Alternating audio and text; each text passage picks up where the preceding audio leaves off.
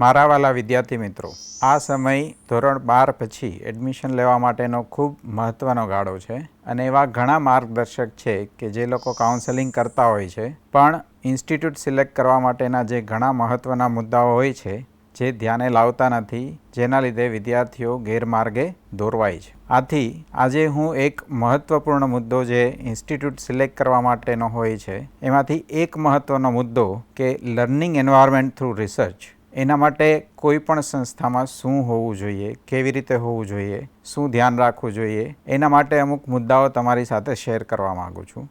જેમાં કે કોઈ પણ યુનિવર્સિટી કે નેશન, કોઈ પણ માટે રિસર્ચ એક ખૂબ મહત્ત્વનો પિલર છે અને રિસર્ચ કલ્ચર ડેવલપ કરવું કોઈ પણ ઇન્સ્ટિટ્યૂટ માટે એ આજની તારીખે ખૂબ જ જરૂરી છે. અહીં અમે મારવાડી યુનિવર્સિટીમાં એક રિસર્ચ ઇકોસિસ્ટમ ડેવલપ કરી છે કે research student, researcher, research scholar અને ફેકલ્ટીઝ એ બધા કરે અને એક રિસર્ચ કલ્ચર ડેવલપ થાય એ ખૂબ જરૂરી છે. અને એના માટે અમે ઘણા બધા ઇનિશિયેટિવ લીધેલા છે, જેમાંથી અમુક હું અહીંયા લિસ્ટ કરવા માગું છું કે we have establish Marwadi university research centre, કે જેમાં અમે 6 કરોડથી ઉપરના રિસર્ચ ઇન્સ્ટ્રુમેન્ટેશન ખરીદ કરેલા છે અને જેનો ઉપયોગ મારવાડી યુનિવર્સિટીના રિસર્ચર તેમજ સૌરાષ્ટ્રના બધા રિસર્ચર ખૂબ સારી રીતે કરી શકે. એ ફેસિલિટી યુઝ કરવા માટે અમે 30થી વધારે રિસર્ચ ફેકલ્ટીઝને અપોઇન્ટ કર્યા છે, જે તેમનું રિસર્ચ તો કરે જ, તેમજ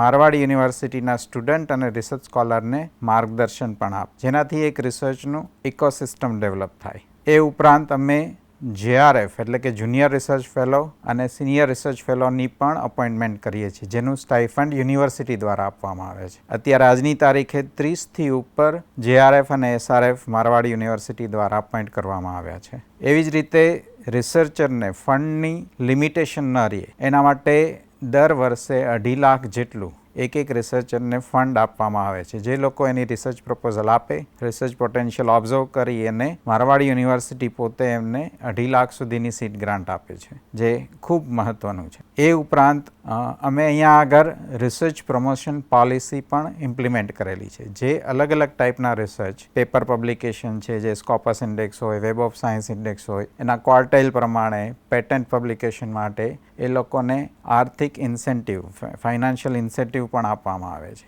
જેનાથી એમને એક મોટિવેશન મળે.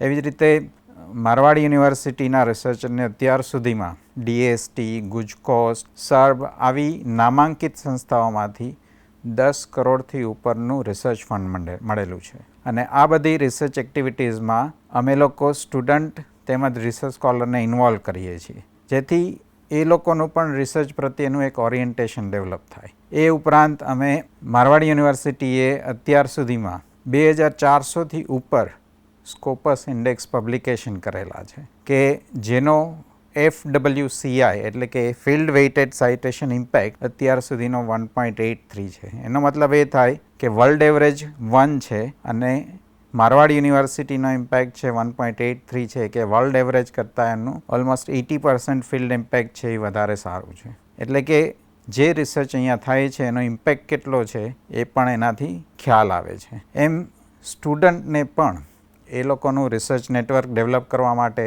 એ લોકોને પોતાના કરેલા રિસર્ચને પબ્લિશ કરવા માટે, કોન્ફરન્સ પાર્ટિસિપેશન માટે પણ ફંડ આપવામાં આવે છે. તો આવી રીતે જ્યારથી સંસ્થા ડેવલપ થઈ ત્યારથી પહેલા જ દિવસથી રિસર્ચ પ્રત્યે ઓરિએન્ટેશન રાખી અને અત્યાર સુધીનું આ ટાઈપનું ઇનિશિયેટિવ લેવામાં આવ્યું છે. એવી ઘણી સંસ્થાઓ છે કે જે ઘણા વર્ષોથી આવા ઇનિશિયેટિવ લે છે, પણ અમે 10 વર્ષના ગાળામાં આટલું સારું અચીવમેન્ટ અને આટલા ઇનિશિયેટિવ લીધેલા છે.